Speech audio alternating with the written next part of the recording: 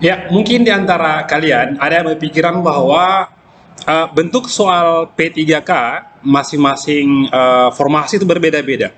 Nah, teman-teman, ternyata hampir semua sama kecuali satu saja, kompetensi teknis. Jadi saya ulangi, materi P3K untuk manajerial, sosiokultural, dan wawancara bentuknya sama, teman-teman. Kita lihat seperti yang berikut ini.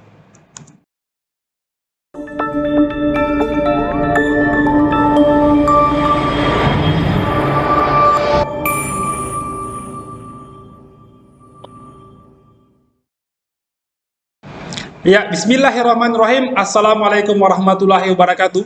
Selamat pagi teman-teman, para pejuang ASN 2022.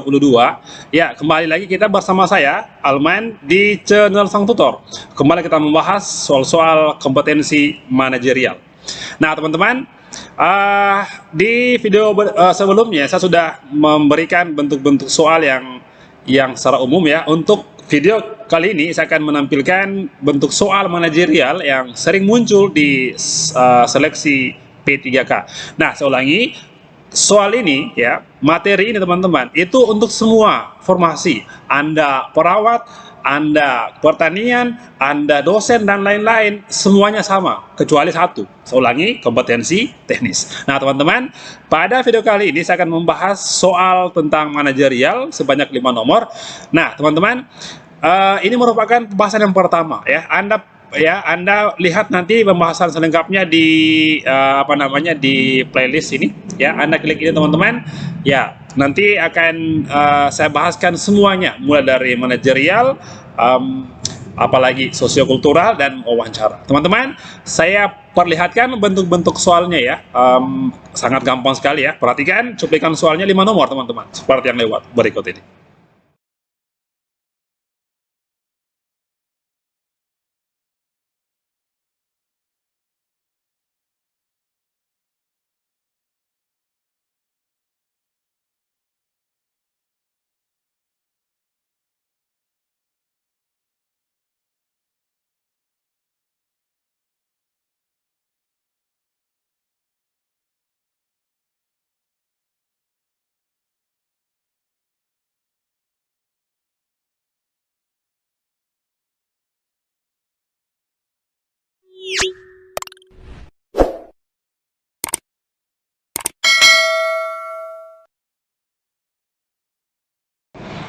Nah, baik teman-teman, itu tadi 5 nomor cuplikan soal tentang kompetensi manajerial.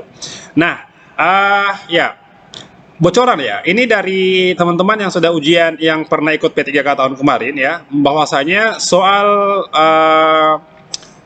kompetensi manajerial maupun sosiokultural itu bentuk soalnya berbentuk seperti contoh kasus ya, contoh kasus teman-teman ya.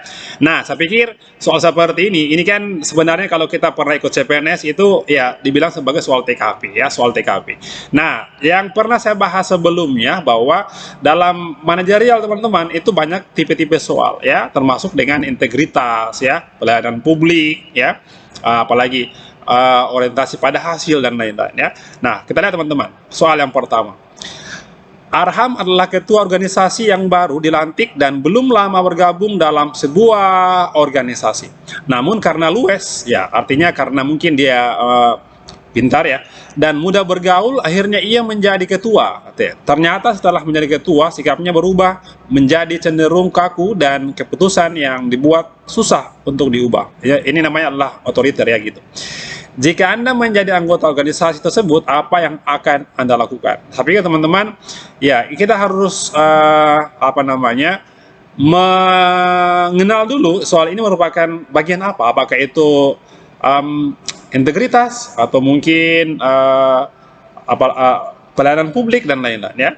Nah, apa yang Anda lakukan jika Anda melihat Arham seperti itu? Oke. A.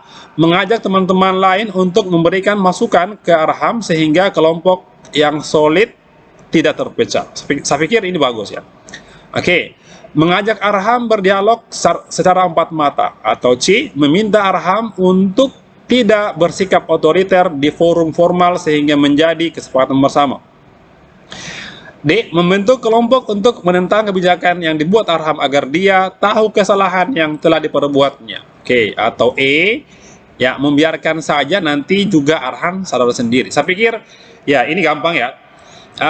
Ingat teman-teman bahwa di seperti yang saya bahas sebelumnya ya, soal-soal di P3K itu tidak ada yang tidak ada salah teman-teman ya, itu masing-masing punya skor dari 1 sampai 5 ya.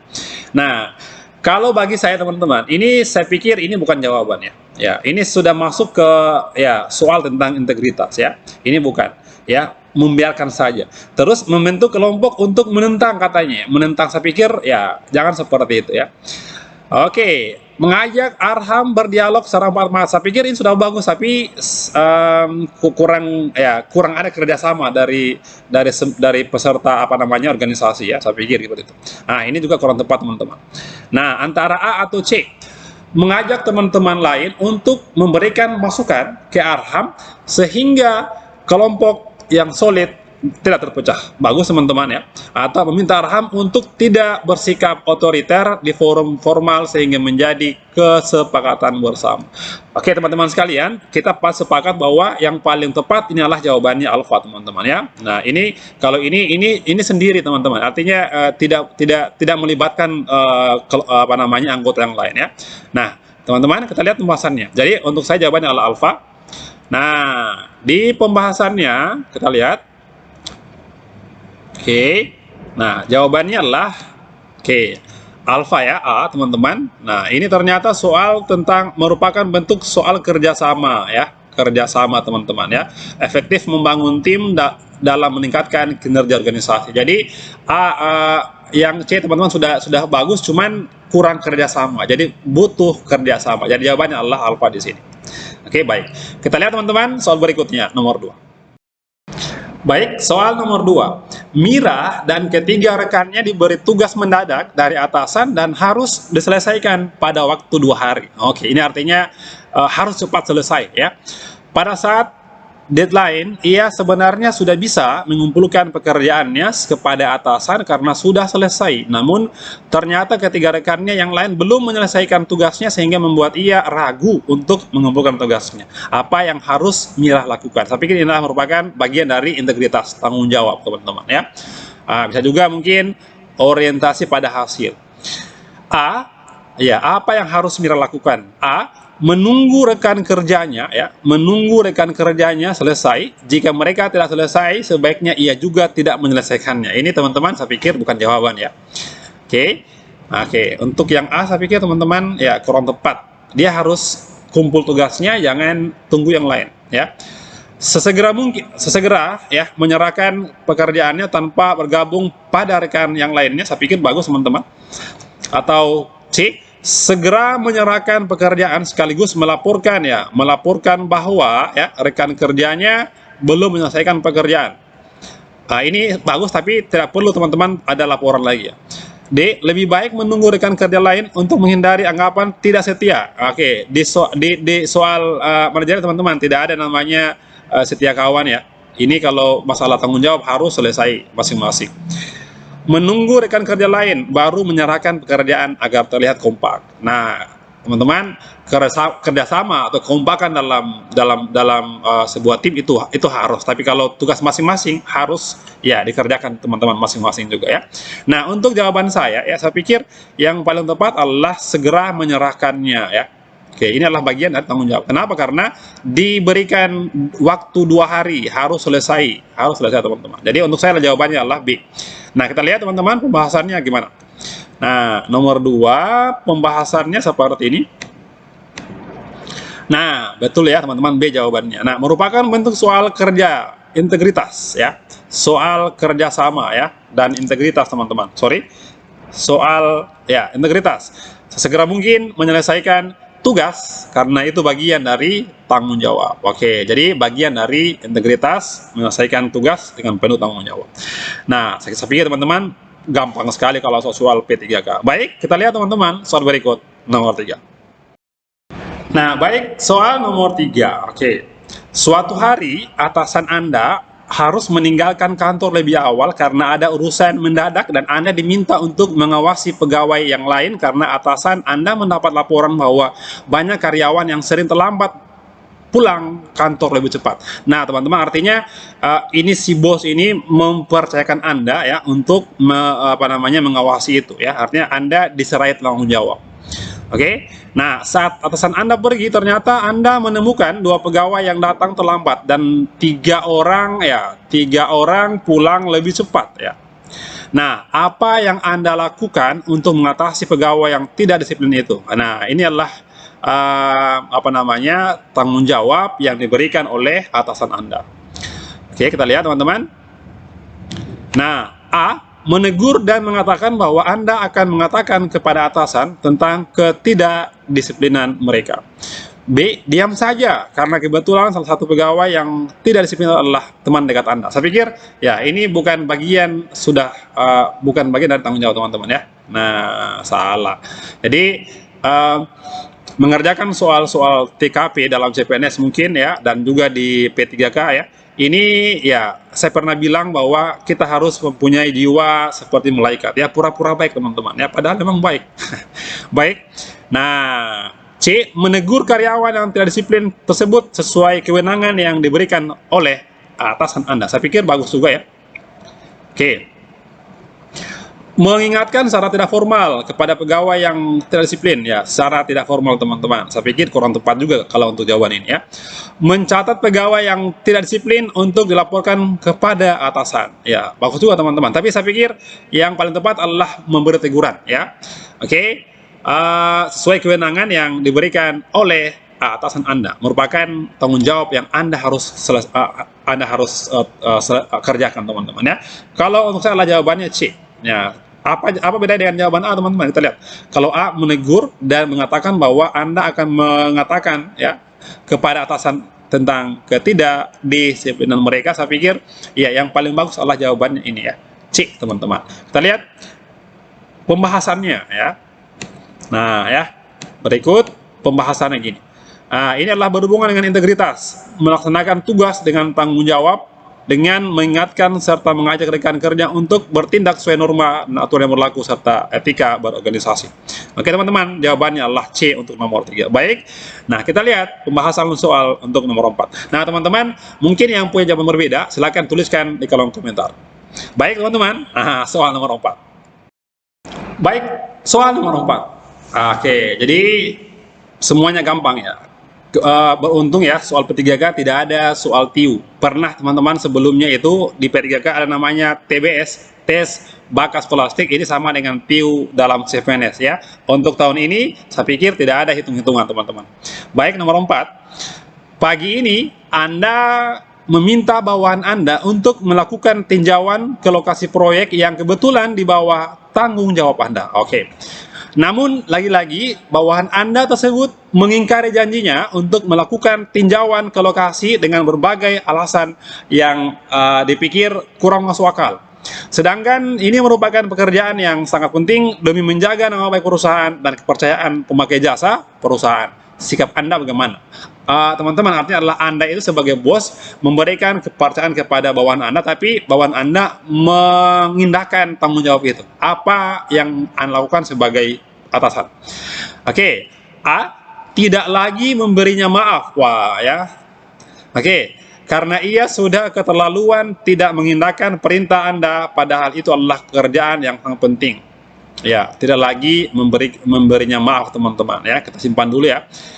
Tidak cepat percaya dengannya jika diserahkan tugas. Nah, saya pikir kalau tepat jawabannya. Berani berkata tegas dengan menegurnya agar bertanggung jawab. Ini adalah merupakan sikap dari seorang atasan yang berintegritas ya. Oke, memberi teguran ya, yang jelas ada aturan, ada norma yang harus kita lakukan saat memberi teguran teman-teman ya. Nah, saya pikir bagus untuk jawabannya C. Melaporkan hal ini kepada pemilik perusahaan agar mendapatkan hukuman ya. Saya pikir ya jangan dulu ya kita bicara hukuman. E, berhenti mempercayainya sejak kejadian pertama hingga selanjutnya. Nggak salah teman-teman ya. Nah, antara A atau C, kira-kira teman-teman yang mana jawaban yang paling tepat? Kalau untuk saya teman-teman, saya memilih jawabannya adalah C. Ini adalah bagian dari integritas kita ya. Bagaimana seorang pemimpin bersikap tegas kepada bawahan. Oke. Jadi jawabannya adalah C, berani berkata tegas dengan menegurnya agar bertanggung jawab. Kita lihat pembahasan teman-teman. Nah, pembahasannya, nah ini kira-kira berhubungan dengan materi apa? Anda sebagai seorang pemimpin harus berani memberi teguran yang tegas dan bijak. Karena itu bagian dari sikap integritas seorang pemimpin. Oke, kita harus tegas juga teman-teman. Kalau ada yang melanggar aturan atau salah, ya kita memberi teguran dengan memperhatikan norma-norma yang ada ya. Jangan asal tegur teman-teman ya. Punya aturan juga, punya etika. Baik, kita lanjut teman-teman ke soal terakhir nomor 5 seperti yang berikut ini. Nah, sampailah kita pada soal nomor terakhir teman-teman ya, nomor 5. Jadi gampang teman-teman. Baik, oke, yang belum subscribe ya teman-teman, saya mohon dukungan subscribe ya. Kita bantu saya untuk mencapai subscriber 1 juta ya. Asik, amin ya. Nah teman-teman, nomor 5, Rian, teman kantor Anda harus menyelesaikan laporan yang sangat penting dan berkaitan dengan pengambilan keputusan mengenai shift untuk 1 bulan ke depan pada hari ini. Nah, jadi padahal 10 menit lagi jam kantor akan berakhir. Ketika menghadapi situasi seperti yang dialami Rian, kira-kira apa yang Anda lakukan? Oke. A. Menyelesaikan laporan segera mungkin agar bisa segera beristirahat. Bagus ya, bagus. B. Bila memang tidak mampu, mempercayakan kepada teman lain. Saya pikir ya ini jawaban yang pesimis teman-teman ya. C. Menyelesaikan masalah secepat mungkin karena menunjukkan komitmen bekerja. Bagus juga teman-teman.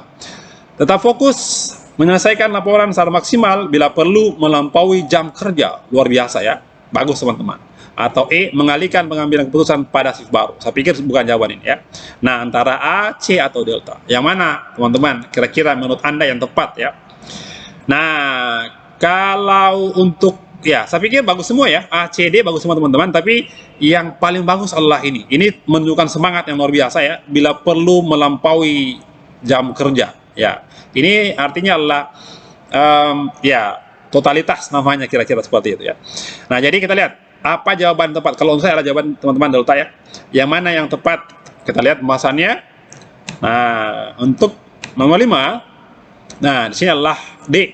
Pembahasan D ya, orientasi pada hasil. Orientasi pada hasil teman-teman. Tetap fokus ya menyelesaikan laporan secara maksimal bila perlu melampaui jam kerja. Oke, jadi menyelesaikan pekerjaan sampai tuntas. Nah teman-teman, nah itu dia 5 nomor soal tentang manajerial ya. Semoga ini bermanfaat. Saya ulang teman-teman, materi-materi P3K itu kebanyakan adalah berbicara mengenai